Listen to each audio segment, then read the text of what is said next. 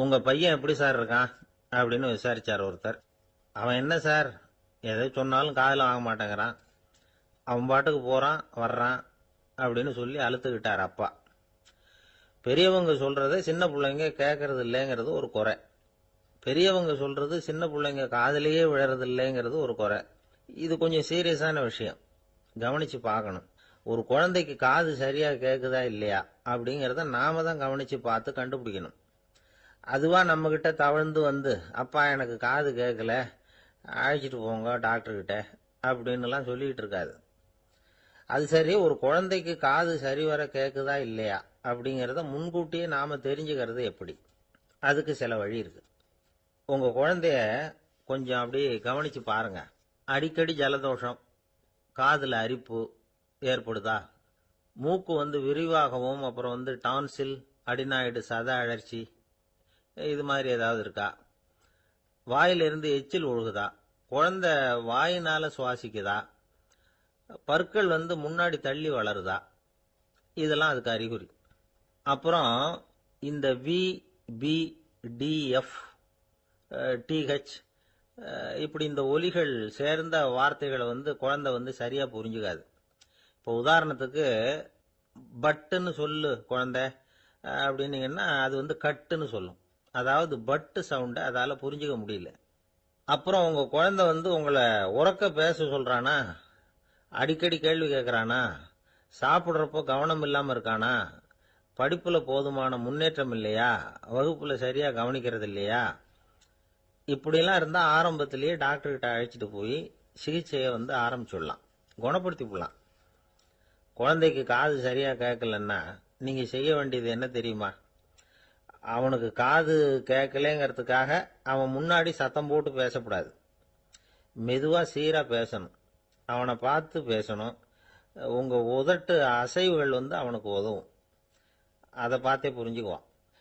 நீங்க வாயில வெத்தலை பாக்கு போட்டுக்கிட்டோ புகை பிடிச்சிக்கிட்டோ பேசக்கூடாது. அப்படி பேசினா அவனால அந்த உச்சரிப்பை சரியா புரிஞ்சுக்க முடியாது. ஒரு வார்த்தையை சொல்றீங்க, அவனுக்கு புரியல அப்படின்னா அதே வார்த்தையை மறுபடியும் சொல்லணும். அவனுக்கு நீங்க முதல்ல சொன்ன வார்த்தை புரியலன்னு நினைச்சுக்கிட்டு மறுபடியும் திருப்பி சொல்றப்ப அதே அர்த்தம் வரக்கூடிய வேற வார்த்தையை சொல்லக்கூடாது. இப்படிலாம் நடந்துகிட்டா அவனுக்கு மன திடத்தை ஏற்படுத்த முடியும். இல்லைன்னா அவனுக்கு தாழ்வு மனப்பான்மை வந்துடும். குழந்தைக்கு காது கோளாறுன்னா ஆரம்பத்திலேயே டாக்டர் கிட்ட அழைச்சிட்டு போனா போதும், குணப்படுத்தி விடலாம். அப்புறம் பார்த்துக்கலாமே அப்படின்னு அலட்சியமா இருந்துட்டாதான் கஷ்டம். சில பேர் கோபத்துல சின்ன பிள்ளைங்க காதை பிடிச்சி திருகிறது உண்டு. இது ரொம்ப தப்பு. காது கையோட வந்துட்டா என்ன பண்றது? ஒரு வேடிக்கை கதை, அது கதை தான், நிஜமா நடந்தது இல்லை, அது மாதிரி நடக்கவும் நடக்காது. ஒரு வேடிக்கைக்காக சொல்லப்படுற கதை. அதாவது ஒரு வீட்டில் அப்பா அம்மாவை பார்த்து சொல்லிட்டு இருக்கார், இதை பாரு, நாளைக்கு காலையில் என்னை சீக்கிரம் எழுப்பி விட்டுரு, நான் செங்கல்பட்டு வரைக்கும் போயிட்டு வர வேண்டியிருக்கு அப்படின்னாராம். இதை அவங்க பையன் காதில் வாங்கிட்டு இருக்கான். அப்பாவுக்கு சிரமம் வேண்டாமே அப்படின்னு நினைச்சு அவனே காலையில யாருக்கும் தெரியாம எழுந்திருச்சு புறப்பட்டு செங்கல்பட்டு போட்டான். சாயந்தரமா திரும்பி வந்தான். அப்பா பையனை காணாம அலமோதிக்கிட்டு இருக்கிறார். சாயந்தரமா பையனை பார்த்ததும் எங்கடா போயிட்டு வந்தேன்னு கேட்டார் கோவமா. செங்கல்பட்டுக்கு போயிட்டு வந்தேப்பா, நீ வீணா அலைய வேண்டாமேன்னு அப்படின்னா. எதுக்கடா போனேன்னு அதட்டினார். அதான்ப்பா, நீ நேற்று அம்மா கிட்ட சொல்லிக்கிட்டு இருந்த, அதை காதில் வாங்கினேன், உனக்காக நான் போயிட்டு வந்தேன் அப்படின்னா. உடனே எந்த காதில் வாங்கினேன் அப்படின்னு சொல்லி காதை பிடிச்சி திருகினார். அந்த காது கையோட வந்துட்டுது. இது நடந்து கொஞ்ச நாள் கழிச்சு அந்த அப்பாவும் பையனும் கடத்தெருவில் போயிட்டு இருக்கிறாங்க. எதிரில் ஒரு நாய் ஓடி வந்தது. அதுக்கு 2 காதும் இல்லை. என்ன இது, இந்த நாய்க்குட்டிக்கு 2 காதும் இல்லை அப்படின்னாரு அப்பா. அதுக்கு பையன் சொல்றான், அப்பா அது 2 தடவை செங்கல்பட்டுக்கு போயிட்டு வந்திருக்கும் அப்படின்னா. காஞ்சிபுரத்துல பல்லவ ராஜா ஒரு கோவில் கட்டினார், கைலாசநாதர் கோவில். அதுக்கு கும்பாபிஷேகம் பண்றதுக்கு ஒரு நாள் குறிப்பிட்டு அதுக்கு வேண்டிய ஏற்பாடுகள்லாம் பண்ணினார். முதல் காரியமா கடவுளை வேண்டிக்கிட்டார், நீங்க இந்த கும்பாபிஷேகத்துக்கு நேரில் கலந்துக்கணும்னார். கடவுள் அந்த ராஜா கனவுல வந்தார். நீ கும்பாபிஷேகம் வச்சிருக்கிற அதே நாள்ல அதே நேரத்துல எனக்கு இன்னொரு ஊர்ல ஒரு கும்பாபிஷேகம் இருக்குது, அதுக்கு போக வேண்டியிருக்கு. அதாவது திருநின்ற ஊர்ல என்னுடைய பக்தர் ஒருத்தர் அவரும் ஒரு கோயில் கட்டி கும்பாபிஷேகம் செய்கிறார். நான் அதுக்கு போக வேண்டியிருக்கு, அதனால உன்னுடைய தேதியை நீ மாத்தி வச்சுக்கோ அப்படின்னார். கடவுள் தான் எங்கேயும் இருக்கிறவராச்சே, அவர் நினைச்சா 2 இடத்துலயும் இருந்து கோயில் கும்பாபிஷேகத்தை நடத்த முடியாதா? ஏன் அப்படி செய்யல? அது ஒரு முக்கியமான காரணத்துக்காகத்தான். திருநின்ற ஊர்ல இருந்த பூசலாருங்கிற அந்த அடியாரின் பெருமையை இந்த உலகத்துக்கு எடுத்து காட்டணுங்கிறதுக்காகத்தான் கடவுள் அந்த ராஜா கிட்ட அப்படி சொன்னார். சரி, அந்த அடியார் அப்படி என்னதான் பெருசா கோயில் கட்டி விட்டார்? ராஜா கட்டின கோயிலை விட பெருசா? அவர் கட்டினது கருங்கல்லாலேயோ மண்ணாலேயோ மரத்தாலேயோ இல்ல. அவர் கட்டின கோயில் வேற மாதிரி. அது மனசால கட்டின கோயில், மனசுக்குள்ள இருக்கிற கோவில், மனக்கோவில். அந்த அடியார் தன்னோட மனசுக்குள்ள மாசக்கணக்கா ஒவ்வொரு கல்லா சேர்த்து கட்டின கோவில். இந்த விஷயம் ராஜாவுக்கு தெரியாது. அவர் என்ன நினைச்சுட்டாரு, அது நாம கட்டின கற்கோயிலை விட ரொம்ப பெருசா இருக்கும் போல இருக்கு அப்படின்னு நினைச்சுட்டாரு. சரி, அப்பேற்பட்ட அந்த கோயிலை தரிசனம் பண்ணிவிட்டு வருவோம் அப்படின்னு நினைச்சு ராஜா திருநின்ற ஊருக்கு போறார். அங்க போய் பார்த்தா கோயிலையும் காணும், ஒன்னையும் காணும். கடைசியில பூசலார் கட்டின மனக்கோவில் தான் அதுங்கிறத அவர் புரிஞ்சுக்கிறார். உடனே அந்த அடியாரின் காலில் விழுந்து வணங்குறார். அவரோ, இது மனசால முயன்ற கோவில், இதுக்கு இத்தனை பெருமையா அப்படின்னு ஆச்சரியப்படுறார். இதுல ஆச்சரியப்படுறதுக்கு ஒண்ணும் இல்ல. ஆண்டவன் விரும்புறது அகபக்தியையே தவிர புற தோற்றங்களே அல்ல. இத நாம புரிஞ்சுக்கிட்டோம்னா நமக்குள்ள எந்த வேறுபாடுகளும் வர்றதுக்கு வழியே இல்லை. இன்னொரு ராஜா இருந்தார். அவரு ஆண்டவனுக்கு படைக்கிறதுக்காக ஒரு தார் நல்ல செவ்வாழை பழமா எடுத்துக்கிட்டு போகணும்னு நினைச்சார். அதனால முத நாளே அதை வாங்கிட்டு வர சொன்னார் வேலைக்காரங்கிட்ட. வேலைக்காரன் போனா, கடைத்தெருவில் ஒரு தார் பழம் வாங்கினா. வர்ற வழியில அவன் குடிசை. அப்படியே எட்டி பார்த்துட்டு போவோமேன்னு நினைச்சான். போனான். அங்க இவனோட குழந்தை பாவம் பசியால கத்திட்டு இருக்கு. இவன் பார்த்தான், இவ்வளவு பெரிய தாரில் ஒரு 2 பழம் எடுத்தா தெரியவா போகுது அப்படின்னு நினைச்சு ஒரு 2 பழத்தை பிச்சு அந்த குழந்தைகிட்ட கொடுத்தான். அது அதை வாங்கி வயிறார சாப்பிட்டுது. பசி அடங்குச்சு, விளையாட போயிட்டுது. இவன் அதுக்கப்புறம் வாழைப்பழத்தை எடுத்துக்கிட்டு அரண்மனைக்கு வந்தான். 2 பழம் பிச்சிருக்கிறது ராஜாவுக்கு தெரிஞ்சு போச்சு. இவன் உண்மையை சொல்லிவிட்டான். உடனே ராஜா, கடவுளுக்கு படைக்க வேண்டிய பொருளை குழந்தை எச்சில் பண்ண விட்டுருக்கியே அப்படின்னு சொல்லி அவனை கட்டி வச்சு சாட்டையால் அடிச்சார் பாவம். மறுநாள் பழத்தை கோயிலுக்கு எடுத்துட்டு போனார். கடவுள் முன்னாடி வச்சார். கடவுள் கண்ணை திறந்து பார்த்தார், பழம்லாம் அழுகி இருக்குது. என்ன இது அழுகி போன பழம் அப்படின்னார். ராஜா முழிச்சார். நல்லா தானே இருந்தது அப்படின்னு நினைச்சார். அப்போ கடவுள் அந்த ராஜா கிட்ட சொன்னாராம், இத பாருப்பா, இந்த தாரில் 2 பழம் தான் நல்ல பழம். அந்த 2 பழங்களையும் நேத்திக்கே நான் சாப்பிட்டுட்டேன் அப்படின்னாராம். அப்பதான் ராஜாவுக்கு புரிஞ்சுது, ஏழை குழந்தையின் பசியை தீர்க்கறதுக்காக உதவுன அந்த 2 பழம் தான் இறைவன் சாப்பிட்ட பழம்னு. இறைவன் இருக்கிற இடம் எது? இதுதான். ஒரு கணவன் மனைவி எப்போ பார்த்தாலும் அவங்க 2 பேருக்கும் இடையில சண்டை வந்துகிட்டே இருந்தது. இதுல என்ன ஆச்சரியங்கிறீங்களா? நான் அதுக்காக சொல்ல வரல, இது வேற விஷயம். அதாவது சண்டை போடாம இருக்கிறதுக்கு வழி சொல்ற தகவல் இது. நான் சொன்ன அந்த கணவன் மனைவி எப்படின்னா, கணவன் ஒரு வார்த்தை சொன்னா மனைவி கிட்ட இருந்து 2 வார்த்தை பதிலா வரும். இதுக்கு கணவன் கிட்ட இருந்து 4 வார்த்தை பதிலா வரும். இப்படி வார்த்தைகள் பெருகி போய் கடைசியில வம்புல முடியும். அந்த அம்மா பொறுத்து பொறுத்து பார்த்தாங்க. அவங்களால தாக்கு பிடிக்க முடியல. பக்கத்து வீட்லயும் ஒரு கணவன் மனைவி இருந்தாங்க. அவங்களுக்குள்ள சண்டை வர்றதில்லை. அது எப்படி அவங்களால மட்டும் சண்டை போடாம இருக்க முடியுது அப்படின்னு இந்த அம்மாவுக்கு ஆச்சரியம். ஒரு நாள் நேரா பக்கத்து வீட்டு அம்மா கிட்டே போய், ஏம்மா, நீங்க எப்படி கணவனும் மனைவியும் சண்டை போட்டுக்காம இருக்கிறீங்க? அது எப்படி முடியுது உங்களால அப்படின்னு கேட்டாங்க. அதுக்குன்னு ஒரு மருந்து இருக்குது, அதை சாப்பிட்டா சண்டை வராது அப்படின்னாங்க அவங்க. சரிங்க, அந்த மருந்தை அவரு சாப்பிட மாட்டாரே, மாட்டேன்னு சொல்லிட்டா என்ன பண்றது அப்படின்னு கேட்டிருக்கிறாங்க இவங்க. அந்த மருந்து அவருக்கு இல்லம்மா, உனக்கு தான் அப்படின்னாங்களாம் அவங்க. அப்படியா? அப்படின்னா கொடுங்க, ரொம்ப நல்லதா போச்சு. அதை எப்படி சாப்பிடுறதுங்கிற விவரத்தையும் சொல்லுங்க, எங்க அது கிடைக்கும்ங்கிறதையும் சொல்லுங்க, வாங்கிக்கிறேன் அப்படின்னு கேட்டாங்களாம் இவங்க. வேற எங்கேயும் போய் வாங்க வேண்டாம், என்கிட்டே இருக்க அந்த மருந்து, அதுல கொஞ்சம் தர்றேன், வாங்கி வச்சுக்க. உன் வீட்டுக்காரர் உன்னோட சண்டையை ஆரம்பிக்கிற போலாம் நீ இந்த மருந்துல 1 அவுன்ஸ் வாயில ஊத்திக்கணும். அதை உடனே குடிச்சிடக்கூடாது. ஒரு 5 நிமிஷமாவது அது வாயில இருக்கணும், அதுக்கப்புறம் குடிச்சுடலாம் அப்படின்னு சொல்லி ஒரு பாட்டில் மருந்தை இந்த அம்மா கிட்ட கொடுத்து அனுப்புனாங்களாம். மருந்தை எடுத்துக்கிட்டு இந்த அம்மா வீட்டுக்கு வந்திருக்கிறாங்க. வீடு பூட்டி இருந்ததுனால கணவன் வாசல்லையே காத்துக்கிட்டு இருக்கிறான். மனைவியை கண்டதும் சண்டை போட ஆரம்பிச்சுட்டான். வீட்டை பூட்டி விட்டு எங்க போய் தொலைஞ்ச, எவ்வளவு நேரமா ஒரு மனுஷன் வாசல்லையே காத்துட்டு கிடக்கிறது அப்படி இப்படின்னு கத்த ஆரம்பிச்சுட்டான். மனைவி இதுக்கு பதிலே சொல்லல. அந்த அம்மா பேசாம வீட்டை திறந்தாங்க. சமையல் அறைக்குள்ள போனாங்க. ஒரு அவுன்ஸ் மருந்தை வாயில ஊத்திக்கிட்டாங்க. அன்னைக்கு சண்டை மேற்கொண்டு வளரவே இல்லை, நின்றுட்டுது. மருந்து பரவாயில்ல. அதுக்கப்புறம் பல சந்தர்ப்பங்கள்ல சண்டை வரும் போல இருக்கிற போலாம் இந்த மருந்து அதை நிறுத்தியிருக்கு. பிரமாதமான மருந்தா இருக்குது இது. இதை கொஞ்சம் அதிகமாகவே வாங்கி வீட்டில் வச்சுக்க வேண்டியதுதான் அப்படின்னு முடிவு பண்ணிட்டு இந்த அம்மா மறுபடியும் பக்கத்து வீட்டு அம்மாகிட்ட போனாங்க. எவ்வளவு விலையானாலும் சரி, நான் காசு கொடுத்து வாங்கி வச்சுக்கிறேன். எந்த கடையில் இருக்கு இந்த மருந்து சொல்லுங்க அப்படின்னு கேட்டாங்க. இந்த மருந்துக்கு விலையே கிடையாதுங்க, இலவசமாகவே கிடைக்கும்னாங்களாம் அவங்க. அது எப்படி விலை இல்லாமல் இதை விற்க முடியுது அப்படின்னு கேட்டாங்களாம் இவங்க.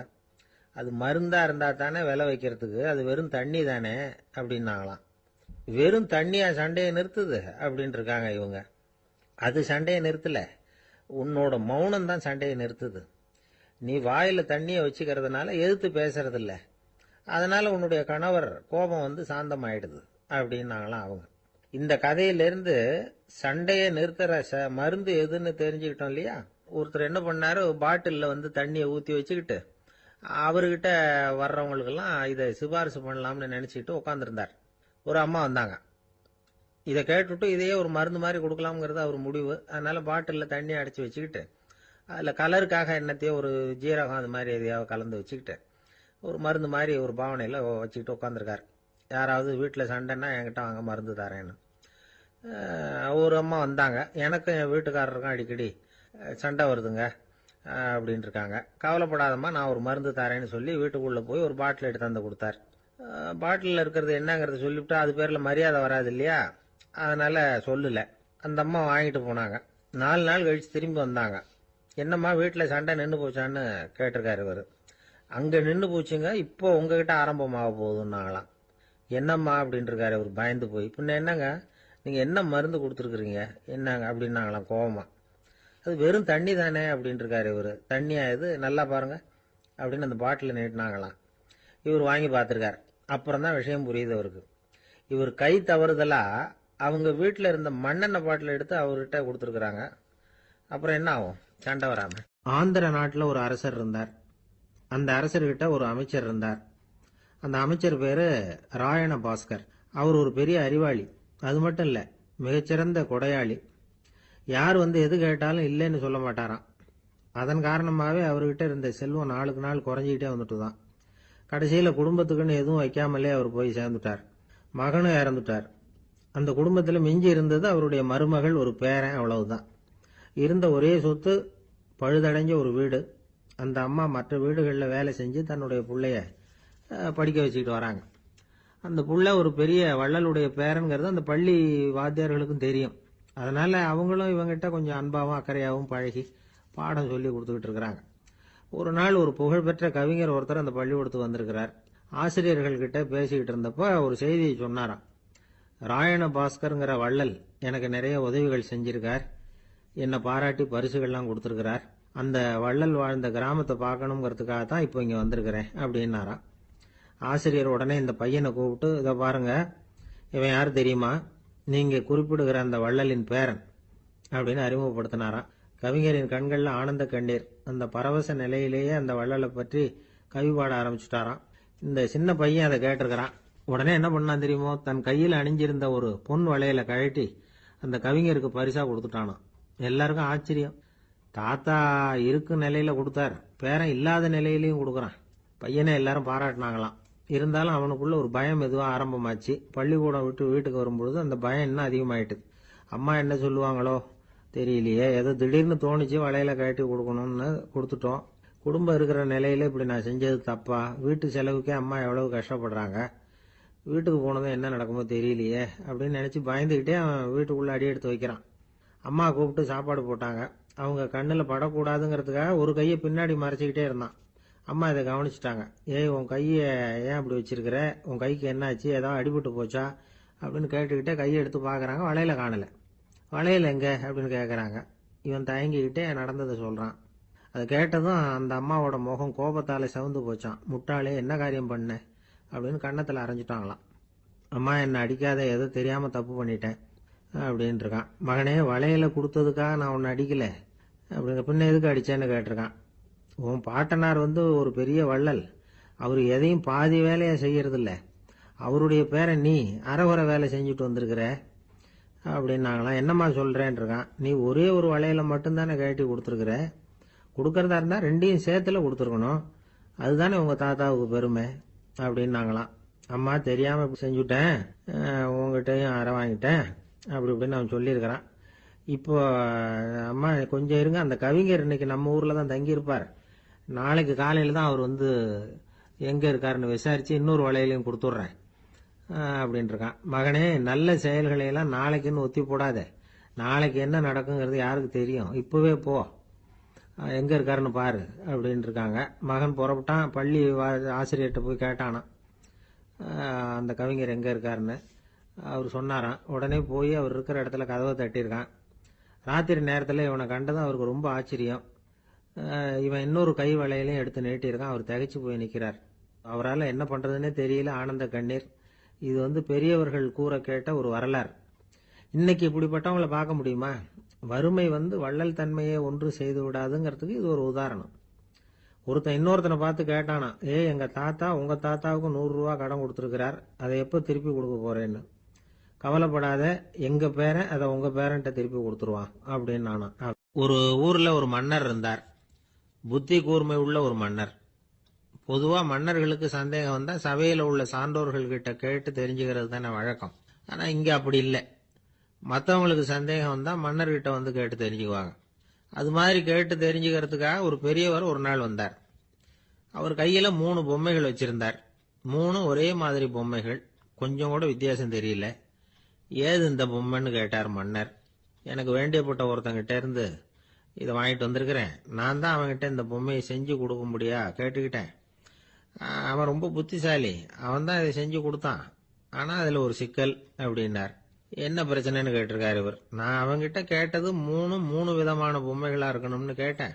அவன் என்னடான்னா 3 ஒரே மாதிரியா செஞ்சு கொடுத்துட்டான் அப்படின்னார். அவங்கிட்டயே கேட்கறது தானே அப்படின்னு இருக்காரு இவர். கேட்டேன். அவன் என்ன சொல்றான்னா, இது 3 ஒரே மாதிரி பொம்மை கிடையாது, 3 விதம், ஒண்ணுக்கு ஒண்ணு வித்தியாசம் இருக்குது. இந்த 3 பொம்மையும் 3 விதமான நண்பர்களுக்கு உதாரணங்கள் அப்படின்னு சொல்றான். எனக்கு ஒன்றும் புரியல, அதுதான் உங்ககிட்ட வந்தேன் அப்படின்னார். சரி, அந்த பொம்மைகளை இப்படி கொடுங்க அப்படின்னு வாங்கினார் மன்னர். எடுத்துக்கிட்டு உள்ள போனார். கொஞ்ச நேரம் கழிச்சு வெளியில வந்தார். அதுக்கப்புறம் சொன்னார், இத பாருப்பா, அவன் சொன்னது சரிதான், 3 விதம் தான். இது இருக்குதே முதல் பொம்மை, இது வந்து உத்தமமான நண்பனுக்கு உதாரணம். இந்த 2வது பொம்மை வந்து இது வந்து மத்தியமமான நண்பனுக்கு உதாரணம். அந்த 3வது பொம்மை இருக்குதே அது வந்து மோசமான நண்பனுக்கு உதாரணம். இதை செஞ்சவன் உண்மையிலேயே பெரிய அறிவாளி தான் அப்படின்னாராம். வந்தவருக்கு ஒன்றும் புரியல. பார்த்தா ஒன்றும் வித்தியாசம் தெரியலையே அப்படின்னு அவன் குழம்பி போய் நிற்கிறான். இப்போ அந்த மன்னர் வந்து விளக்கம் கொடுக்கிறார். அந்த 3 பொம்மையையும் எடுத்து முன்னாடி வச்சார். ஒரு மெல்லிய கம்பியை கையில் எடுத்தார். அந்த முதல் பொம்மை காதுல விட்டார். கொஞ்ச தூரம் உள்ள போய் அப்படியே நின்னுட்டுது அந்த கம்பி. அப்புறம் 2வது பொம்மை காதுல அந்த கம்பியை விட்டார். அந்த கம்பி என்னாச்சுன்னா அப்படியே அது வாய் வழியா வெளில வந்தது. 3வது பொம்மை காதுல கம்பியை செலுத்தினார். அது நேரா இன்னொரு காது வழியா வெளியில வந்தது. இப்ப இந்த முதல் வகை இருக்குதே, அது மாதிரியான நண்பர்கள் எப்படி தெரியுமா? நம்ம கஷ்டத்தை அவங்க கிட்ட சொன்னா பேசாம கேட்டுக்குவாங்க. வெளியில அதை யாருகிட்டையும் சொல்லிட்டு இருக்க மாட்டாங்க. வெளியில தெரியாம நமக்கு உதவி பண்ணுவாங்க. செஞ்சுட்டு அதை நான் தான் செஞ்சேன்னு சொல்லிட்டு இருக்க மாட்டாங்க. அதுதான் கம்பி ஒரு காது வழியா போய் உள்ளே நின்னுட்டுது. 2வது பொம்மையில கம்பி என்னாச்சு, ஒரு காது வழியா போய் வாய் வழியா வெளியில வருது. இது மாதிரியான நண்பர்கள் கிட்ட வந்து நாம கஷ்டத்தை சொன்னா அதை அவங்க 4 பேர்கிட்ட போய் சொல்லி நமக்காக உதவி கேட்பாங்க. நமக்குன்னு கேட்டு வாங்கி அதை நம்ம கிட்ட கொண்டுட்டு வந்து கொடுப்பாங்க. இவங்க வந்து மத்தியமமான நண்பர்கள். 3வது பொம்மையில ஒரு காது வழியா செலுத்துற கம்பி இன்னொரு காது வழியா வெளியில வந்துருது. இது மாதிரியான நண்பர்கள் கிட்ட நம்ம கஷ்டத்தை சொன்னா அவங்க காது கொடுத்து கேட்கறது மாதிரி நடிப்பாங்க. அப்படியே இன்னொரு காது வழியா அதை வெளில விட்டுருவாங்க. அதை பத்தி கவலைப்பட மாட்டாங்க. இதுதான் இந்த பொம்மைகளுக்குள்ள இருக்கிற வித்தியாசம் அப்படின்னு விளக்கம் கொடுத்தாராம் மன்னர். படிக்கிற பிள்ளைங்கள்லயும் இது மாதிரி 3 வகை உண்டு. சில பேர் காதால வாங்கி மனசுல வச்சுக்குவான். சில பேர் காதால வாங்கி பேனாவால எழுதி விடுவான். சில பேர் ஒரு காதால வாங்கி இன்னொரு காதால வெளியில விட்டுருவான். ஒரு பையன் வகுப்புல ஆசிரியர் பாடம் நடத்தும் பொழுது தலையை வேகமா ஆட்டி ஆட்டி கேட்பானா. ஏன்டா இப்படி தலையை இப்படி ஆட்டுற அப்படின்னு கேட்டிருக்கான் பக்கத்துல இருந்தவன்.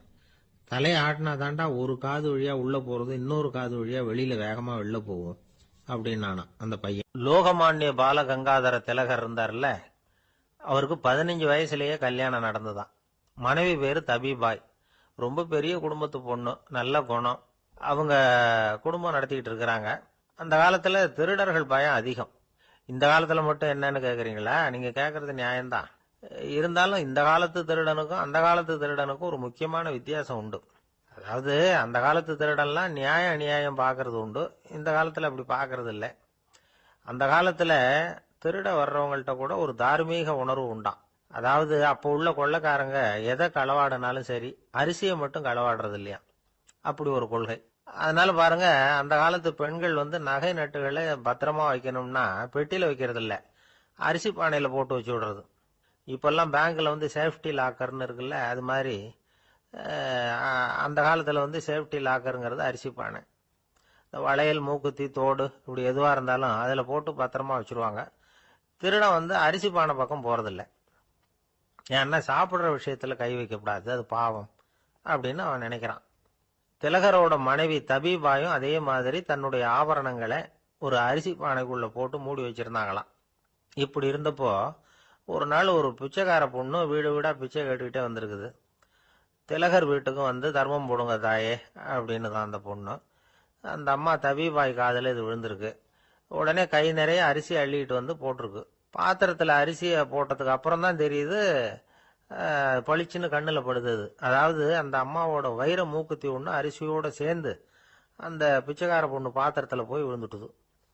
இந்த அம்மாவுக்கு மனசுக்குள்ள குழப்பம், என்ன இப்படி ஆயிட்டுதே, மூக்குத்தி போயிட்டுதே, பிச்சை பாத்திரத்துல இருந்து அதை எப்படி எடுக்கிறது அப்படின்னு தயக்கம். வாயை திறந்து அதை கேட்கறதுக்கும் கூச்சம்.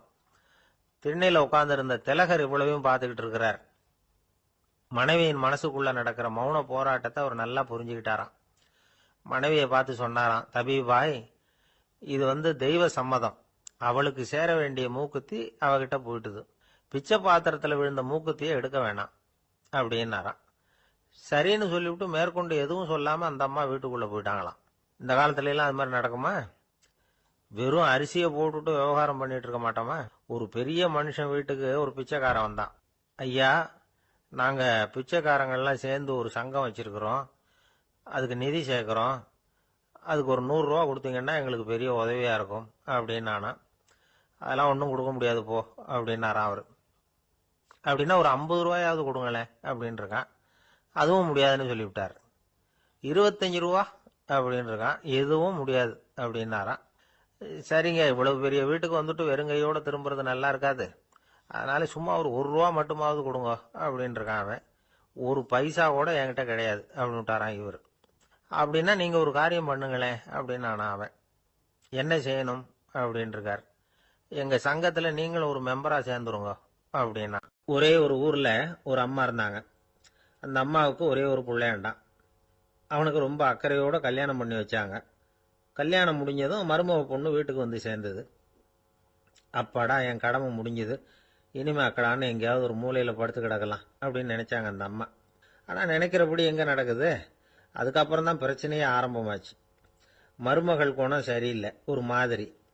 அந்த பொண்ணு வீட்டுக்கு வந்ததுமே முதல் வேலையா மாமியாரை பார்த்து, அதுதான் நான் வந்துட்டேன்ல, இனிமே உங்களுக்கு என்ன வேலைங்க, புறப்பட வேண்டியது தானே, காசி ராமேஸ்வரம்னு எங்கேயாவது போங்க அப்படின்னுட்டு தான். மாமியார் பார்த்தாங்க, கொஞ்சம் யோசனை பண்ணாங்க. இந்த பாருமா, நீ இப்படி சொல்றதுக்கு முன்னாடியே வீட்டை விட்டு புறப்படணுங்கிற முடிவுக்கு நான் வந்துட்டேன். வீட்டை மட்டும் இல்ல, இந்த உலகத்தை விட்டே கூட போறதுக்கு தயாரா இருக்கிறேன். ஆனா ஒரே ஒரு விஷயத்துக்காக என் உயிரை கையில பிடிச்சிக்கிட்டு இருக்கிறேன் அப்படின்னாங்களாம். என்ன விஷயம்னு கேட்டது இந்த மருமக பொண்ணு. வேற ஒண்ணும் இல்ல, என் பிள்ளைக்கு கல்யாணம் பண்ணி வச்சுட்டேன், ஒரு பேர புள்ள பிறந்து அதை என் கண்ணால பாத்துட்டேன்னா நான் எங்க வேணும்னாலும் போறதுக்கு தயாரா இருக்கிறேன் அப்படின்னாங்களாம் அந்த மாமியார். மாமியார் இப்படி சொல்றதுலயும் நியாயம் இருக்கிறதாக பட்டுது அந்த பொண்ணுக்கு. சரி, அப்படியே இருந்து பார்த்துட்டு போகலாம் அப்படின்னு அனுமதி கொடுத்தது. கொஞ்ச காலத்துல ஒரு பேரன் பிறந்தான். அந்த அம்மாவும் பேரனை கண்ணால பார்த்துட்டாங்க. சரி, பேரனை பார்த்தாச்சுல்ல, இனிமே புறப்பட வேண்டியது தானே அப்படின்னது மருமக பொண்ணு. மாமியார் பார்த்தாங்க, நீ சொல்றது சரிதாம்மா, அதுல ஒன்றும் தப்பு இல்லை, என்னோட பேரன் உங்களை அம்மா அப்பான்னு கூப்பிடுறத என் காது குளிர கேட்டுட்டு போயிடுறேனே அப்படின்னாங்களாம். சரி, அந்த ஆசையை நிறைவேறட்டும் அப்படின்னு காத்துக்கிட்டு இருந்தாங்க. பேரன் வளர்ந்தான், நடந்தான், பள்ளிக்கூடம் போனா, பெரியவனானா. மருமக பொண்ணு மறுபடியும் மாமியாரை விரட்ட ஆரம்பிச்சுட்டுது, இன்னும் புறப்பிள்ளையான்னு.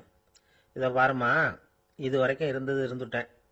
பேரனோட கல்யாணத்தையும் கண்ணால் பார்த்தாதான் இந்த கட்டை வேகும் போல இருக்குது அப்படின்னு சொல்லி ஒரு மாதிரியாக பேச ஆரம்பித்தாங்க.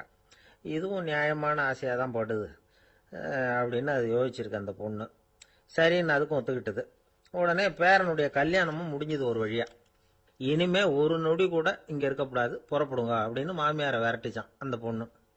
இப்போ அந்த மாமியார் தன்னோட மருமகளை பார்த்து சொல்கிறாங்க, இதோ கிளம்பிட்டேம்மா, என் மூட்டை முடிச்செல்லாம் கட்டிக்கிட்டேன், புறப்பட்டுவிட்டேன். அப்படியே நீயும் உன் துணிமணிகளை மூட்டை கட்டிக்கிட்டு கிளம்பிடும், என்னோட சேர்ந்து 2 பேருமா சேர்ந்து போயிடலாம் அப்படின்னாங்களாம். அந்த பொண்ணு முழிக்குது. முழிக்காதே, உனக்கும் ஒரு மருமக வந்துட்டா, இனிமேல் நீயும் ஒரு மாமியார் தானே, உனக்கும் இனிமேல் இங்கே வேலை இல்லை, புறப்படு அப்படின்னாங்களாம். அப்போ தான் அந்த பொண்ணு சிந்திக்க ஆரம்பிச்சுதான், தன்னோட தவறு புரிஞ்சுதான்.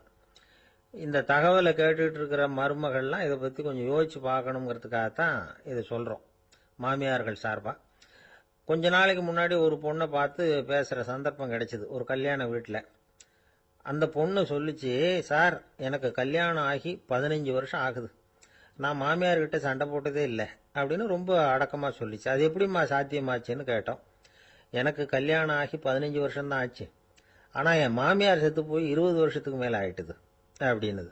ஒரு ஆளை அடையாளம் கண்டுபிடிக்கணும்னா அதுக்கு சுலபமான வழி என்ன? முகத்தை பார்த்து கண்டுபிடிக்கிறது தான். ஆனால் மனுஷன் தப்பு பண்ண ஆரம்பிக்கும் பொழுது அவனை கண்டுபிடிக்கிறதுக்கு வேற வழிகளை தான் கையாள வேண்டியிருக்கு. கைரேகை அதுக்கு ரொம்ப உபயோகப்படுது. கைரேகைகள் ஒருத்தருக்கு இருக்கிறது மாதிரி இன்னொருத்தருக்கு இருக்கிறது இல்லை. பல் வரிசையும் அப்படிதான். ஏமாத்துறவங்க அதிகமாக போனால் இருக்கிறவங்க எச்சரிக்கையாக இருக்க வேண்டியிருக்குது. பயோமெட்ரிக்ஸ் அப்படிங்கிறது ஒரு பெரிய தொழில்நுட்பம்.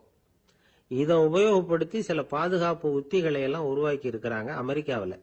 வீட்டுக்கு சொந்தக்காரர் குரல் கொடுத்தா கதவு திறக்கும், அல்லது அவர் கை வச்சா கதவு திறக்கும். மற்றவங்க யார் என்ன பண்ணாலும் கதவு திறக்காது. இது ஒரு முறை.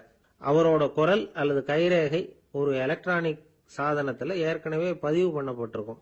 இவர் குரல் கொடுக்கறப்போ அல்லது கையை வைக்கிறப்போ அதை ஒப்பிட்டு பார்த்து சரியா இருந்தா கதவு திறக்கிறது மாதிரி ஒரு ஏற்பாடு. இதே மாதிரி ஒருத்தரோட விழித்திரையில உள்ள இரத்த குழாய் அமைப்பு பாருங்க, அது கூட ஒருத்தருக்கு இருக்கிறது மாதிரி இன்னொருத்தருக்கு இருக்கிறது இல்லை. அதனால அதை வச்சு அடையாளம் கண்டுபிடிக்கக்கூடிய சாதனங்களும் இப்போ பழக்கத்துக்கு வந்தாச்சு. கைரேகையை ஒப்பிடுற சாதனத்தை விட விழித்திரை இரத்த குழாய் அமைப்பை அடையாளம் காணுற சாதனம் இருக்கு பாருங்க, இது ரொம்ப நுட்பமானது. இது நம்ப தகுந்தது. ஒரு ஆளை அடையாளம் கண்டுபிடிக்கிறதுக்கு இது எடுத்துக்கிற நேரம் 1 வினாடி தான். ஒரு கருவி இருக்கும், அதுல உள்ள ஒரு சிறு துளையில கண்ணை வச்சு பார்க்கணும். உடனே இந்த சாதனம் குறைந்த சக்தி உள்ள இந்த அகசிவப்பு ஒளியை பாய்ச்சி அவரது விழித்திரையின் இரத்த குழாயை ஆராய்ச்சி பண்ணி ஏற்கனவே அதோட நினைவு பெட்டகத்துல பதிவு பண்ணி வச்சிருக்கிறோமே அந்த அமைப்புகளோட இதை ஒப்பிட்டு பார்த்து சரியான ஆள் தானா இல்லையா அப்படின்னு அடையாளம் காட்டிவிடும். குரலை வச்சு அடையாளம் கண்டுபிடிக்கிறதும் இந்த பயோமெட்ரிக்ஸ் முறைகள்ல ஒண்ணு. ஒரு நபரோட குரல்ல டிஜிட்டல் குறியீடுகளை மாற்றி பதிவு பண்ணிக்கிட்டு மீண்டும் அதே குரலை இனம் காணக்கூடிய சாதனங்கள் ஏற்கனவே அமெரிக்காவில எல்லாம் விற்பனைக்கு வந்தாச்சு. ஒரு ஆளுக்கு ஜலதோஷம் பிடிச்சிருந்தா கூட அந்த சாதனம் சரியாவே கண்டுபிடிச்சிருமா. குரலை மாற்றி பேசுறவங்க கூட இந்த கருவியை ஏமாற்ற முடியாது. இதை ஆஸ்பத்திரிகள், வங்கிகளில் உள்ள இரும்பு பெட்டக காப்பறைகள் இங்கெல்லாம் உபயோகப்படுத்தலாம். குழந்தைகள் உள்ள இடங்களுக்கு இது ரொம்ப உபயோகப்படும். கதவு பூட்டிக்கிட்டுதுன்னு வச்சுக்கோங்க, கதவை திறக்கிறதுக்கு சாவி உபயோகப்படுத்த தெரியாத குழந்தைகள் குரல் எழுப்பிய கதவை திறந்துட முடியும். எதிர்காலத்தில் இந்த பயோமெட்ரிக்ஸ் முறை இன்னும் பல ஆச்சரியங்களை ஏற்படுத்தும் அப்படின்னு எதிர்பார்க்கறாங்க. ஸ்டியரிங்கை தொட்டதுமே காரு ஸ்டார்ட் ஆயிடும், சாவி வேண்டியதில்லை. காரு சொந்தக்காரர் தொட்டாதான் ஸ்டார்ட் ஆகும், வேற யாராவது தொட்டா ஸ்டார்ட் ஆகாது. ஒரு மனுஷனோட நடை, அவர் டைப்ரைட்டரை தொடுகிற விதம், இதையெல்லாம் வச்சு கூட ஆளை அடையாளம் காணக்கூடிய தொழில்நுட்பம் வரலாம். என்னதான் தொழில்நுட்பம் வளரட்டும், குடும்பத்துக்குள்ள நடக்கிற திருட்டுகளை கண்டுபிடிக்கிறது ரொம்ப கஷ்டம். ஒரு வீட்டுல பெட்டியில இருந்த பணம் காணாம போச்சு, வீட்டுக்காரரோ அல்லது பையனோ தான் எடுத்திருக்கணும். பெட்டியை திறந்து பார்த்தா அந்த வீட்டுக்காரம்மா, இதுல இருந்து பணத்தை எடுத்தது நிச்சயமா என் வீட்டுக்காரர் தான் அப்படின்னு சொல்ல முடியல அவங்களால. யோசிச்சாங்க, என்னம்மா இப்படி யோசிக்கிறீங்களேன்னு கேட்டிருக்காங்க. நிச்சயமா இந்த பணத்தை எடுத்தது என் வீட்டுக்காரர் இல்லை அப்படின்னு உறுதியா சொல்லிவிட்டாங்க அந்த அம்மா. இது கேட்டவங்களுக்கு ரொம்ப ஆச்சரியமா இருந்தது. அந்த வீட்டுக்காரருக்கு இது ரொம்ப பெருமையா இருந்தது. அது எப்படி அவ்வளவு கரெக்டா சொல்றீங்க அப்படின்னு கேட்டிருக்கிறாங்க. அப்போ அந்த அம்மா சொல்லிச்சான், பெட்டியில வந்து இன்னும் கொஞ்சம் பணம் மிச்சம் இருக்குது. இவர் எடுத்திருந்தாருன்னா அப்படி மிச்சம் வச்சிருக்க மாட்டார். அதனால தான் அப்படி சொன்னேன் அப்படின்னாங்க. எனக்கு வாழ்க்கையே வெறுத்து போச்சு சார் அப்படின்னு சொல்லிட்டு ஒருத்தர் வந்தார். வந்து கொஞ்ச நேரம் பேசினதுக்கு அப்புறம் அவர் அப்படி சொல்லியிருந்தா அதுல ஒரு அர்த்தம் இருந்திருக்கும். வர்றதுக்கு முன்னாடியே வாழ்க்கை வெறுத்து போச்சுன்னு சொல்லிட்டு வர்றார். என்ன சார் விஷயம்னு விசாரிச்சோம். எங்க வீட்டுல தினம் 3 வேளையும் ஒரே மாதிரி சாப்பாடு சார், வித்தியாசமே கிடையாது. இப்படியே 3 மாசமா சாப்பிட்டுக்கிட்டு இருக்கிறேன். அதை விட பட்டினி கிடந்து செத்துடலாம்னு தோணுது அப்படின்னார். ஒரு பெரியவர் சொன்ன தத்துவத்தை சொல்றதுக்கு ஆள் கிடைக்காம தவிச்சுக்கிட்டு இருந்தோம். இப்போ ஒருத்தர் கிடைச்சிட்டார், விட்டுலாமா? உடனே அவரை உட்கார வச்சு சொல்ல ஆரம்பிச்சிட்டோம். அதாவது நாம அனுபவிக்கிற உணர்வுகள்ல களிப்பு, மகிழ்வு, ஆனந்தம், இது 3க்கும் ஒண்ணுக்கு ஒண்ணு வித்தியாசம் உண்டு. மேம்போக்கா பாக்கிறதுக்கு இது 3 ஒண்ணு மாதிரி தோணும். ஆனா அது அப்படி இல்லை. களிப்புங்கிறது உடம்ப பொறுத்தது, மகிழ்வுங்கிறது மனசை பொறுத்தது, ஆனந்தம்ங்கிறது ஆன்மாவை பொறுத்தது. இப்படி இந்த 3 வகையான அந்த சுவைப்புகளின் தன்மையும் வேற வேற. இப்ப முதல்ல களிப்புங்கிறத எடுத்துக்குவோம். நம்ம புலன்களுக்கு களிப்பை தரக்கூடிய பொருள்களுக்கு சில விசேஷ குணம் உண்டு. அது எப்படின்னா, சீக்கிரமே சலிப்பு உண்டு பண்ணும். ஒருத்தர் அந்த பொருளை எடுத்துக்கிட்டா அது இன்னொருத்தருக்கு குறைஞ்சிரும். உணவு, உடை, இதெல்லாம் வந்து களிப்பை தரக்கூடிய பொருள்கள். இப்போ உதாரணத்துக்கு, ஒரு சாப்பாட்டு மேசையில ஒரு பாத்திரத்துல 10 இட்லி இருக்கு. அதுல ஒரு 2 இட்லியை நம்ம தட்டுல எடுத்து வச்சு சாப்பிட்றோம். நாம சாப்பிட்ட அந்த இட்லி நிச்சயமா எதிரில் உட்கார்ந்துருக்கிறவருக்கு இல்லை, அவருக்கு உபயோகப்படாது. நாம சாப்பிட்ட அதே இட்லியை அவரும் சாப்பிட முடியாது, அவர் வேறதான் எடுத்து வச்சுக்கணும். அது மாதிரி நாம ஒரு சட்டையை எடுத்து போட்டுக்கிறோம், அதே சட்டையை அதே நேரத்தில் இன்னொருத்தர் போட்டுக்க முடியாது.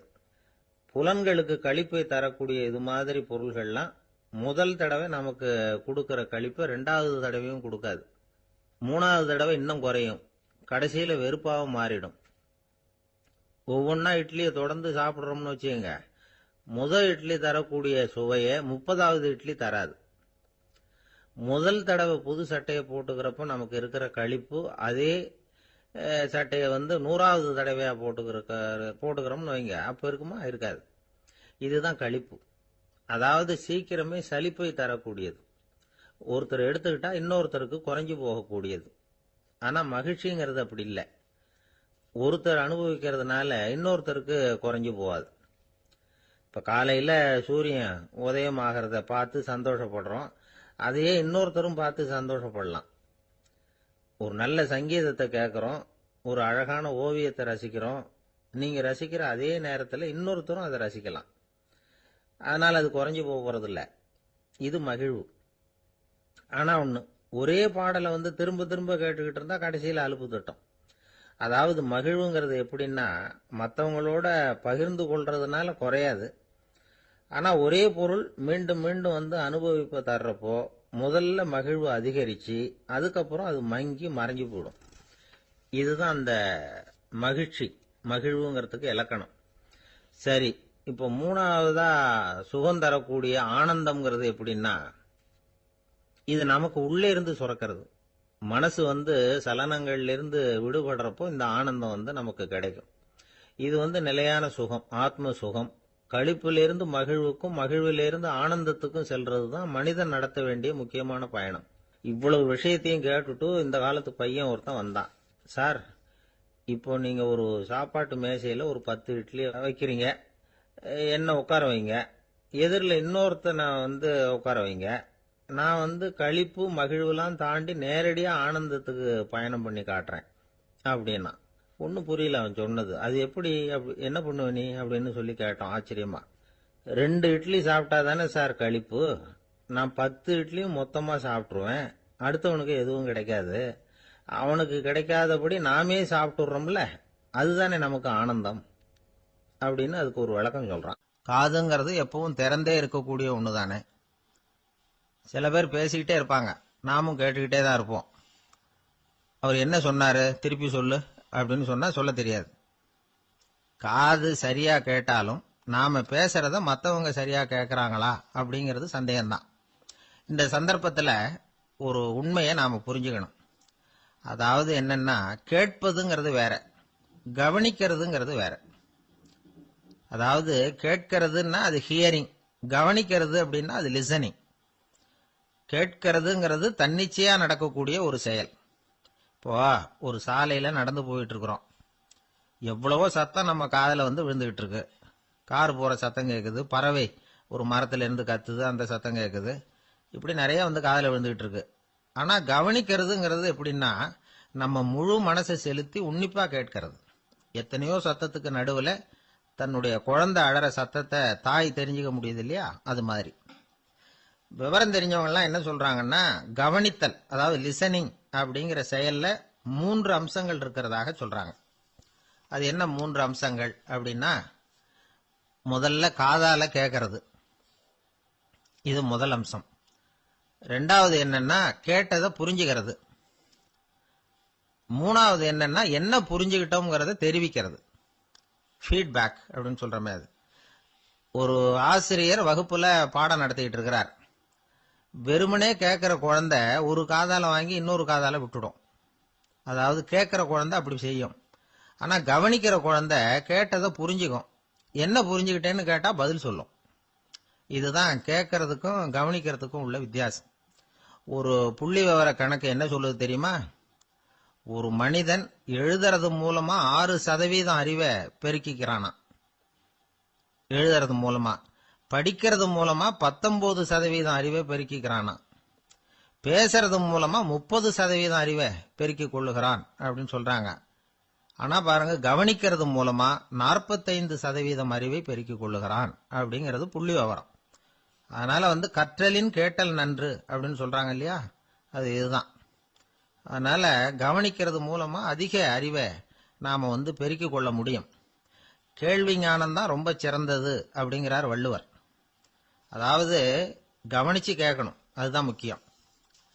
மற்றவங்க சொல்றத நல்லா கவனிக்க முடியாதபடிக்கு நாமே சில தடைகளை ஏற்படுத்திக்கிறோம், அல்லது நம்ம அறியாமலே அப்படி ஒரு தடை உண்டாயிடுது. அந்த தடைகளை தாண்டணும் அல்லது தகர்த்து எறியணும் அப்படிங்கிறது பெரியவர்கள் சொல்லுகிற யோசனை. அது என்ன தடைகள் அப்படின்னா, நமக்கு தெரியாத இவர் என்ன சொல்லிட போறார் அப்படிங்கிற நினைப்பு, இது ஒரு தடை. சொல்லி முடிக்கிறதுக்கு முன்னாடியே குறுக்க பேசுறது, மனசு அங்கேயும் இங்கேயும் அலையிறது, இதெல்லாம் தான் தடைகள்.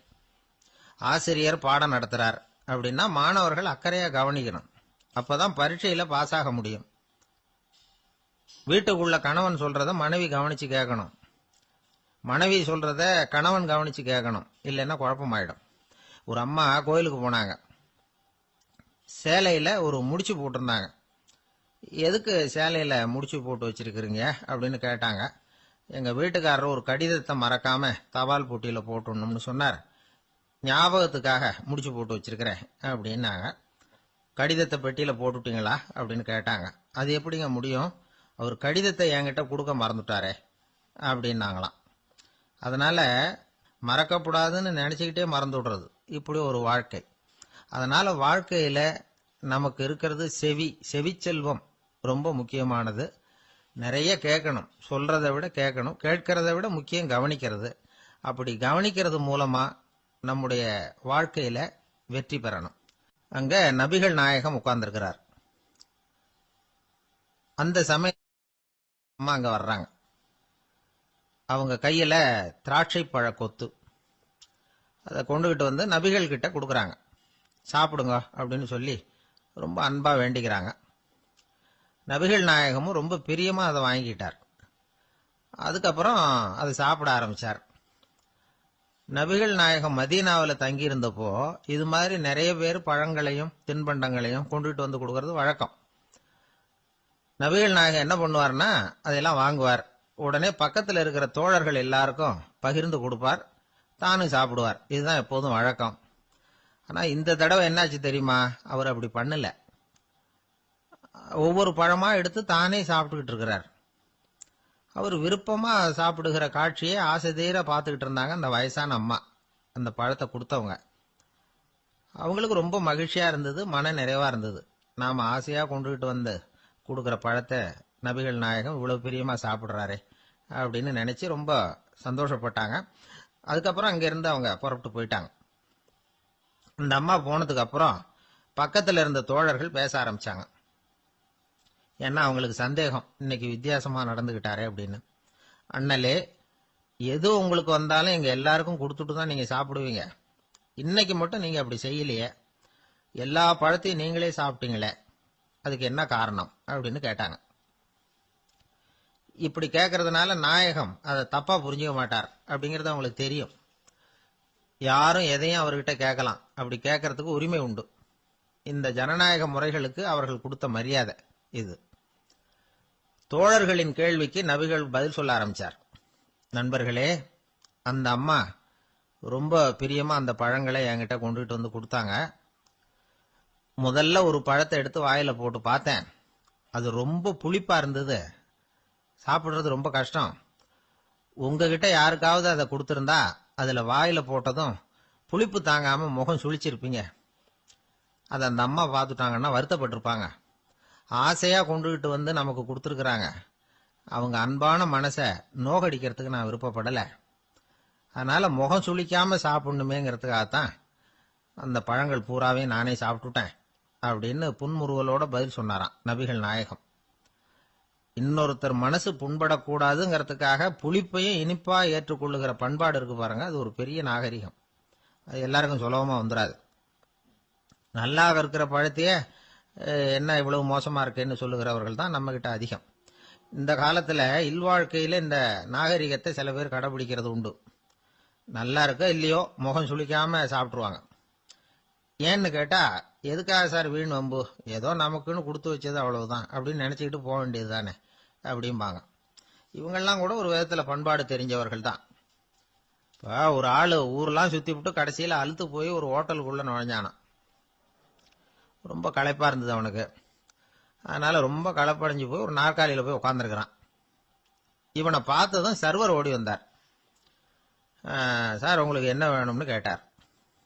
எனக்கு தேவை 2 தோசையும் கொஞ்சம் அன்பான வார்த்தைகளும் அப்படின்னா.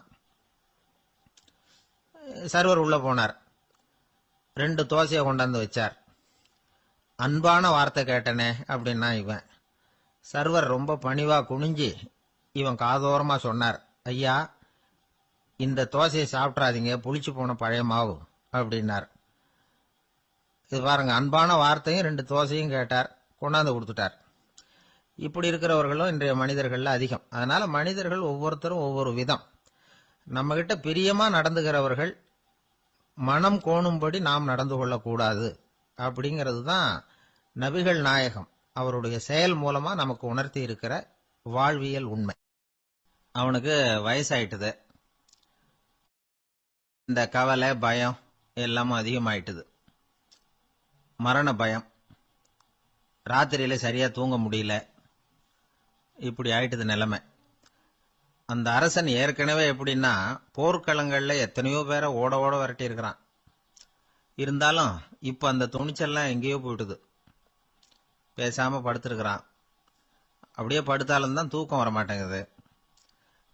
என்ன பண்ணலாம்னு யோசிச்சான் இந்த மன்னன்.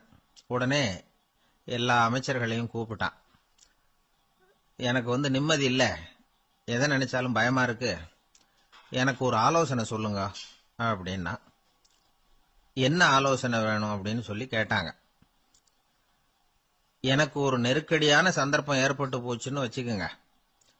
அந்த நேரத்துல நீங்க யாருமே என் பக்கத்துல இல்ல ஆலோசனை சொல்றதுக்கு அப்படின்னா, அந்த சமயத்துல எனக்கு உபயோகப்படுற மாதிரி ஒரு வாசகம், பொன்மொழி ஏதாவது சொல்லுங்க. அத நான் என்னுடைய வைர மோதிரத்துக்கு அடியில பதிச்சு வச்சுக்கிறேன் அப்படின்னார். தேவைப்படுறப்ப உதவும் அப்படிங்கறதுனால. அவர் போட்டிருந்த மோதிரமும் அதுக்கு தகுந்த மாதிரியே திறந்து மூடுறது மாதிரி அமைஞ்சிருந்தது. ஏதாவது வாசகம் எழுதுனா உள்ற வச்சுக்கலாம், அதுக்கான வசதி அதுல இருந்தது. அமைச்சர்கள்லாம் யோசனை பண்ணாங்க, இது மாதிரி ராஜா கேட்கிறாரே, என்ன வாசகம், அதாவது பொன்மொழி சொல்லலாம் அப்படின்னு எல்லாரும் யோசனை பண்ணாங்க. ஒருத்தருக்குமே சரியா தோணல, ஒரே குழப்பமா இருந்தது. ஏன்னா நெருக்கடியான சமயத்துல உபயோகப்படுறது மாதிரி ஒரு பொன்மொழி வேணும்னு சொல்லியிருக்கிறார். அப்படி இப்படி யோசிச்சு பார்த்தா ஒண்ணுமே தோணல. எல்லாரும் குழம்பிக்கிட்டு இருந்த நேரத்துல ஒரு பெரியவர் அந்த பக்கமா வந்தார். அவர் சொன்னார், நான் வேணும்னா அதுக்கு பொருத்தமா ஒரு வாக்கியம் சொல்றேன், ஆனா ஒரு நிபந்தனை. அதை யாரும் ரொம்ப ஆர்வம் காரணமா அவசரப்பட்டு படிச்சிடக்கூடாது. அதை ரகசியமா அந்த மோதிரத்துக்குள்ள எழுதி வச்சுக்கணும். எப்பவாவது இக்கட்ல மாட்டிக்கிற சமயத்துல மட்டும் வேற வழியே இல்லை அப்படிங்கிற நிலைமையில மட்டும்தான் அதை திறந்து பார்க்கணும். அப்படி நீங்க இருக்கிறதா இருந்தா நான் அதை சொல்றேன் அப்படின்னாரு அந்த பெரியவர். சரின்னு ஒத்துக்கிட்டாங்க எல்லாரும். அதே மாதிரி அவர் ஒரு வாக்கியத்தை சொன்னார். அவர் சொன்ன வாக்கியத்தை ரகசியமா மோதிரத்துக்குள்ள பதிச்சு மூடியாச்சு. ராஜா அதை விரல்ல மாட்டிக்கிட்டார். கொஞ்ச நாள் ஆச்சு. அந்த ராஜாவுக்கு ஒரு சோதனை வந்தது. என்ன சோதனைன்னா, அடுத்த நாட்டு மன்னன் படையெடுத்துக்கிட்டு வந்துட்டான். அவன் இவர்கிட்ட ஏற்கனவே தோத்து போனவன். ஒரு வெறியில வந்திருக்கிறான். தோற்று போனவன் மறுபடியும் சண்டைக்கு வந்தா எப்படி வருவானோ அப்படி வர்றான். ஒரு வெறியில வந்தான், ஜெயிச்சுட்டான். என்னாச்சு இவரோட நிலைமைன்னா, நாட்டை இழந்துட்டார், எல்லாத்தையும் இழந்துட்டார். கடைசியா ஒரு அடிபட்ட குதிரையில ஏறி தப்பிச்சு போயிட்டார், வேற வழி இல்லைன்னு. பின்னாடி துரத்திக்கிட்டு வராங்க. இவர் ஒரு மலை உச்சிக்கு போயிட்டார். அதுக்கும் அப்பால போக முடியாது. ஏன்னா அந்த பக்கம் பயங்கர பள்ளம். உல்லாச பயணிகள் கண்டு கழிக்கிற இடம் அது. ஆனா இவருக்கு அது சாவு பயணத்தின் வாசல், திரும்பவும் முடியாது. அவ்வளவு குறுகிய பாதை அது, வேற வழியே இல்லை. இந்த நேரம் சூரிய ஒளி மோதிரத்துல பட்டு மின்னிச்சு. உடனே இவருக்கு ஞாபகம் வந்தது. மோதிரத்தை திறந்து படிக்கிறார். அதுல இருந்த வாசகம், இந்த நிலையும் மாறிவிடும், this too will pass away. அவருக்கு ஒரு தைரியம் வந்தது. பின்னாடி வந்தவங்களும் தேசம் மாறி வேற எங்கேயோ தேடி போயிட்டாங்க. அவங்க விரட்டிக்கிட்டு வரலன்னா இவ்வளவு அழகான ஒரு இடம் இருக்கிறதே எனக்கு தெரியாம போயிருக்குமேன்னு நினைச்சார். இவ்வளவு அழகை ரசிக்கிறதுக்காக ஒரு நாட்டையே கூட இழக்கலாம்னு தோணுச்சு அவருக்கு. அமைதியா அந்த அழகை ரசிச்சார். எதிரிகள்லாம் எங்கேயோ போயிட்டாங்க. மன்னர் நாடு திரும்பினார். மறுபடியும் படைகளை திரட்டினார். கொஞ்ச நாள்ல படை எடுத்துக்கிட்டு போனார். யாருகிட்ட தோத்து போனாரோ அவரையே வெற்றி கண்டு திரும்பி வர்றார். வரவேற்பு விழா பிரமாவப்படுது. ஆடல் பாடல் கோலாகலம். இதை பார்த்தது அந்த ராஜாவுக்கு தலகால புரியல. நம்மளை இனிமே யாராலையும் ஜெயிக்க முடியாதுன்னு நினைச்சார். அகம்பாவம் லேசா எட்டி பார்த்தது. இப்ப மறுபடியும் சூரிய ஒளிப்பட்டு மோதிரம் மின்னிச்சு. அதை திறந்து மறுபடியும் படிக்கிறார். இந்த நிலைமையும் மாறிவிடும், this too will pass away. அவ்வளவுதான். அவர் மனசு அடங்க ஆரம்பிச்சுட்டுது. ஆணவம் போயிட்டுது. இதுல இருந்து நாம தெரிஞ்சுக்க வேண்டியது என்னன்னா, எந்த சூழ்நிலையிலையும் நாம கவலைப்பட வேண்டியதில்லை. ஏன்னா இங்க எதுவுமே நிரந்தரம் இல்லை. அந்த ராஜா மாதிரியே நம்ம ஆளு ஒருத்தன் ஒரு மோதிரம் போட்டிருந்தான். அதுக்குள்ள அவன் எழுதி வச்சிருந்த வாசகம், எதுக்கும் கவலைப்படாதே அப்படிங்கிறது தான். ஒரு நாள் பயங்கரமான கவலையோட உட்காந்துருந்தான். பக்கத்துல இருந்தவங்க சொன்னாங்க, இது மாதிரி சந்தர்ப்பத்துல தான் நீ உன் மோதிரத்தை திறந்து பார்க்கணும்னாங்க. இவனுக்கு கவலையோட எரிச்சலும் சேர்ந்துக்கிட்டது. அது எப்படி முடியும், இப்ப திருட்டு போனது என்னோட அந்த மோதிரம் தானே அப்படின்னு சொல்லிவிட்டு தலையில கை வச்சுட்டு உட்காந்துட்டான். இப்படிலாம் சொல்றது உண்டு. இருந்தாலும் நாம எந்த சூழ்நிலையிலையும் கவலைப்பட வேண்டியதில்லை அப்படிங்கிற உண்மையை புரிஞ்சுக்கணும். அப்படி கவலைய வெல்றதுக்கான வழி தெரிஞ்சுட்டதுன்னா வாழ்க்கையில வெற்றி நிச்சயம். ஒருத்தர் வேகமா நடந்து போறார். கடத்தெருவுல ஒரு ஸ்வீட்டு கடையை பாக்குறார். உடனே சடன் பிரேக் போட்டது மாதிரி நிக்கிறார். ஒரு ஸ்வீட் வாங்கி சாப்பிடலாமேன்னு மனசு சொல்லுது. டாக்டர் வேணாம்னு சொல்லியிருக்கிறார், உடம்புக்கு ஒத்துக்காது, அதனால அது வேணாம்னு சொல்லுது அறிவு. இவர் மனசு சொல்றத கேட்கல, அறிவு சொல்றபடி கேட்கிறார். அதனால மறுபடியும் வேகமா அங்கிருந்து நடந்து போயிடுறார். அவர் நல்ல மனுஷன். மனுஷனுக்கு அறிவும் இருக்குது, உணர்ச்சியும் இருக்குது. எதுக்கு எடுத்தாலும் உணர்ச்சி வசப்பட்டுக்கிட்டு இருக்கக்கூடாது. அறிவு வசத்துல நாம இருக்கணும். அப்பதான் நாம நல்லபடியா வாழ முடியும். இல்லைன்னா அவஸ்தை தான். மகாபாரதத்துல சந்தனுன்னு சொல்லி ஒரு அரசன் வர்றான். அவன் ஒரு சமயம் அறிவு வசப்படாம உணர்ச்சி வசப்படுறான். அதாவது ஒரு நாள் கங்கை கரையில ஒரு அழகான பொண்ணை பாக்குறான். இவனுடைய மனசு அவகிட்ட போயிடுது. அவளை கல்யாணம் பண்ணிக்கிறதுக்கு ஆசைப்படுறான். அந்த பொண்ணு சரின்னு சம்மதிக்கிறா. ஆனா ஒரு நிபந்தனை போடுறா. அந்த நிபந்தனைக்கு சம்மதம்னு சொன்னாதான் உன்னை கல்யாணம் பண்ணிக்குவேன்னு சொல்றா.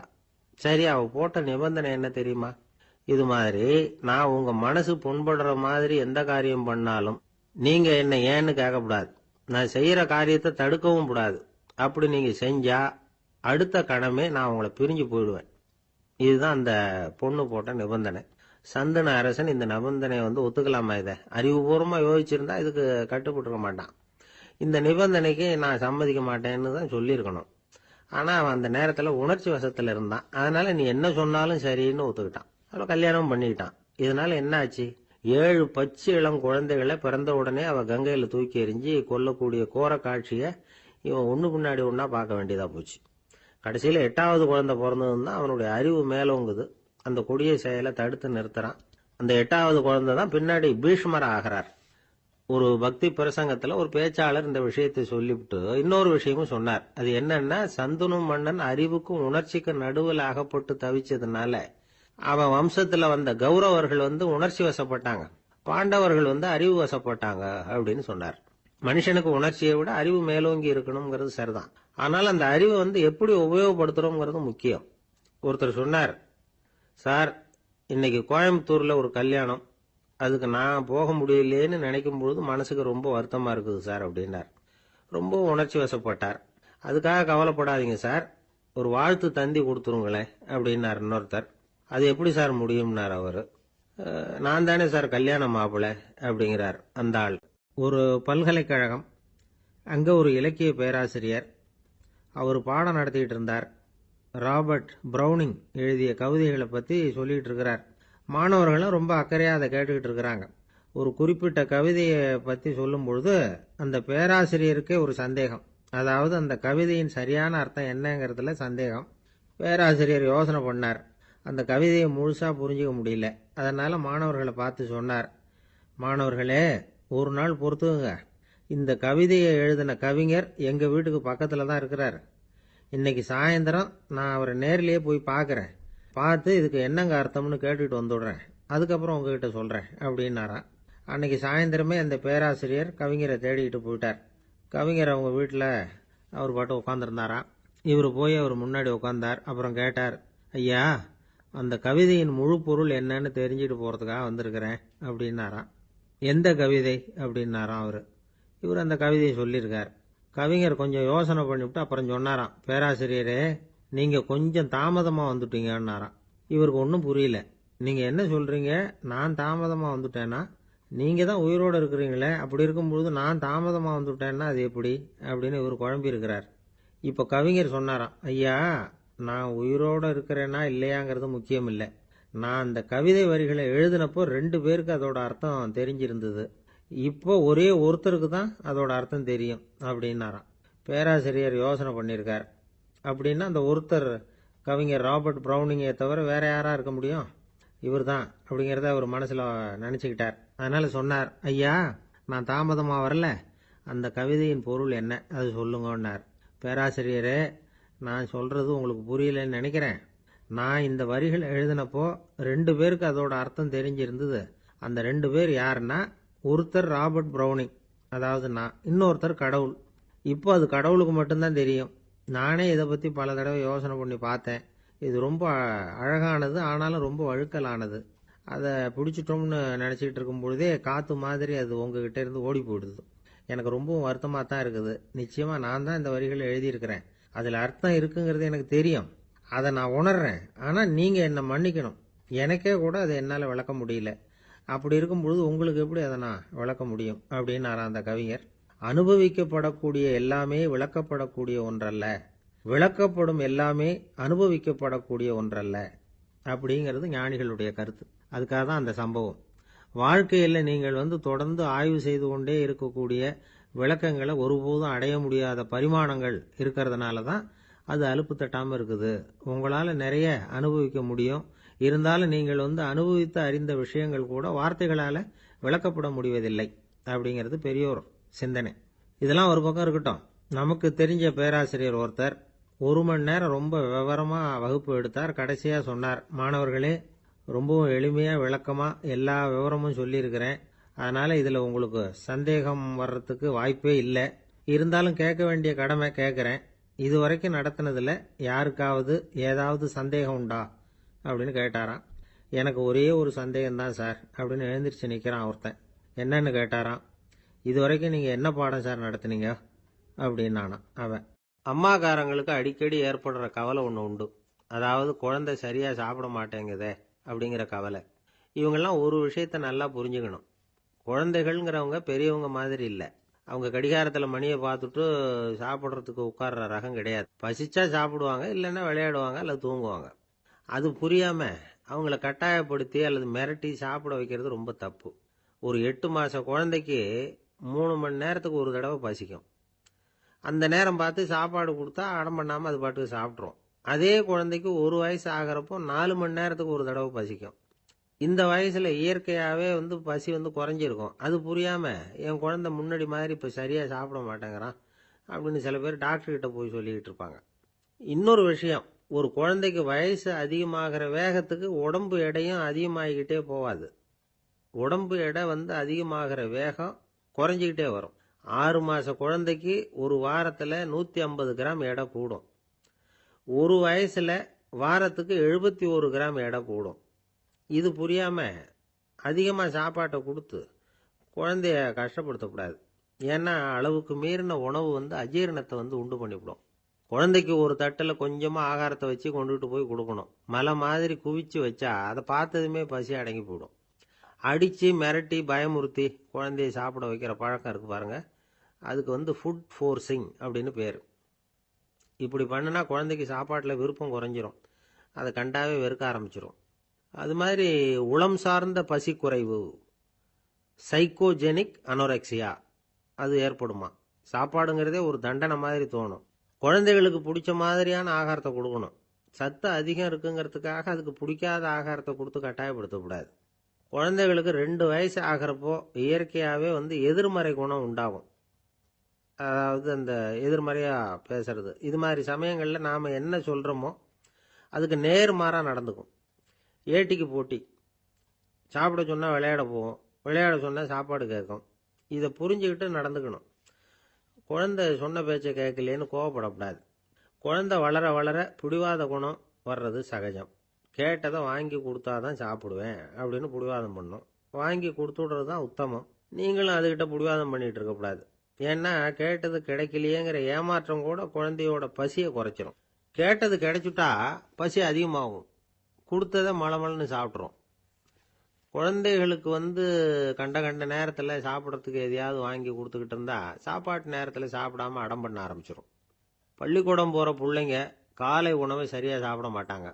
அச்சம், அவசரம், பரபரப்பு இதெல்லாம் தான் காரணம். பள்ளிக்கு புறப்படுறதுக்கு ஒரு 3/4 மணி நேரத்துக்கு முன்னாடியே சாப்பாடு போட்டுருங்க, அது சரியாக போடும். படிக்கிற குழந்தைகள் உடல் சோர்வு, மனச்சோர்வு இது காரணமாக கூட சாப்பிட மறுக்கிறது உண்டு. இப்போ உதாரணமாக சாயந்தரம் விளையாடி விட்டு வீட்டுக்கு வந்ததும் சாப்பிட சொன்னால் வேணாம்பாங்க. இது உடல் சோர்வு.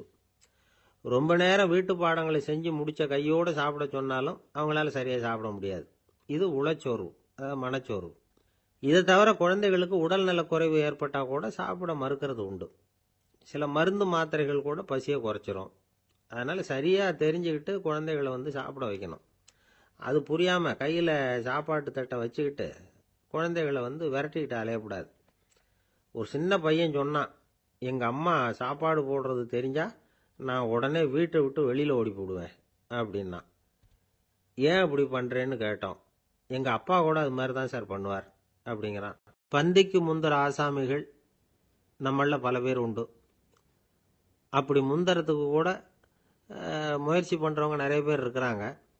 இதில் என்ன ஒரு விஷயம்னா, பந்திக்கு முந்தறது கூட தப்பு இல்லை. ஆனால் அப்படி ஒரு விருந்தில் ஆளாக போய் உட்காந்து சாப்பிட்டா கூட வெளியில் வர்றப்ப என்ன பெரிய விருந்து வச்சுட்டான், சாம்பாரில் உப்பு இல்லை, ரசத்தில் காரம் இல்லை அப்படின்னு குறை சொல்லிகிட்டே வர்றது இருக்கு பாருங்க, அது சரியில்லை, நாகரிகமும் இல்லை. கல்யாண பத்திரிகையில் என்ன போட்டிருக்குது, என் பொண்ணுக்கும் இன்னார் பையனுக்கும் கல்யாணம், எல்லாரும் குடும்பத்தோடு வந்திருந்து மணமக்களை ஆசீர்வதிக்கணும், இப்படி தானே போட்டிருக்கோம். குடும்பத்தோடு விருந்து சாப்பிட்டு சாப்பாடு எப்படி இருக்குன்னு அபிப்பிராயம் சொல்லிவிட்டு போங்க அப்படின்னா போட்டிருக்கு கல்யாண பத்திரிகையில். ஒருத்தர் வீட்டு விசேஷத்துக்கு போயிருக்கோம்னா எவ்வளவோ அசௌகரியங்கள் நமக்கு ஏற்படலாம். ஏராளமான கூட்டம் வந்திருக்கும். எல்லாரையும் அவங்க தனித்தனியாக கவனிச்சிக்கிட்டு இருக்க முடியாது. நாம தான் அனுசரித்து நடந்துக்கணும். நாமளாக போய் வாழ்த்த வேண்டியவங்களை வாழ்த்தி விட்டு சேரணும். அதை விட்டுட்டு பத்திரிக்கை கொடுத்தானேன்னு போனேன், கவனிப்பே சரியில்லை அப்படின்னு புலம்பிக்கிட்டு இருக்கக்கூடாது. ஒரு விருந்துக்கு போனால் அங்கே எப்படி நடந்துக்கணும் அப்படிங்கிறத பற்றி கூட அனுபவசாலிகள் சில விவரங்கள்லாம் சொல்லியிருக்கிறாங்க.